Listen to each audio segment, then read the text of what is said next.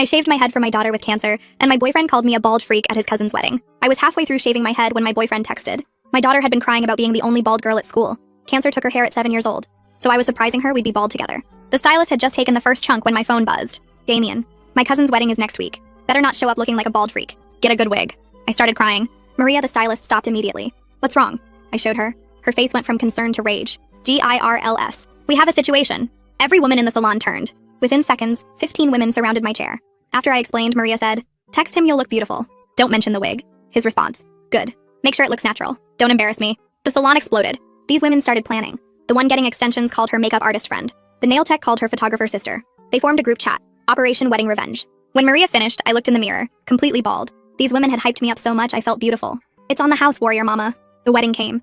I walked in wearing a borrowed blue dress, pearls, perfect makeup, completely bald, no wig. Damien's eyes went wide. He wouldn't look at me, wouldn't touch me, pretended I was a stranger. But everyone else saw a warrior. The bride pulled me aside. "I heard about your daughter. That's true beauty." Damien's mother, a cancer survivor herself, told me how beautiful I looked while he stood there seething. He faked food poisoning and left early. I stayed, danced, lived. That night, texts exploded. "You embarrassed me. Disgusting. Ugly. Get a wig or we're done." Got worse. Called me a freak. Said no man would want a bald woman. I screenshotted everything, sent it to his mother. She called. "Pack his things. Put them on the lawn." Then she called him. I heard her through the walls. "Your girlfriend shaved her head for her daughter with cancer." I was bald. Was I ugly? The salon posted our before/after photos online. This queen shaved her head for her daughter battling cancer. Her ex called her a bald freak. Went viral. 50K likes. Someone found Damien's Instagram. His last post had 2,000 comments calling him trash. His mom commented, "I'm ashamed to call you my son." My daughter's reaction when she saw me? Happy tears. "Mommy, we match. We're both beautiful." Damien tried calling a week later, crying about his mom disowning him and his job seeing the viral post. I blocked him.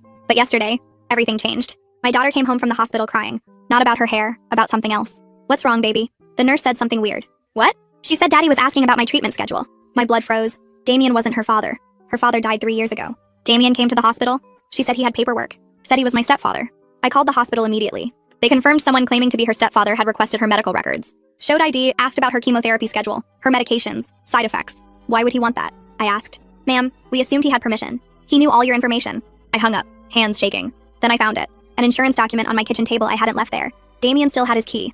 Life insurance, on my daughter, for $500,000. The beneficiary? Damien. The date? 3 days ago, while she was at treatment. My signature? Forged. I called the police. They said without proof he'd entered my home, they couldn't do much about the key. The insurance was another matter, fraud, but hard to prove. Then my daughter said something that made everything click. "Mommy, why did Damien ask the nurse about drug interactions?" "What?" "He wanted to know what medications could make my chemo not work, or make me sicker."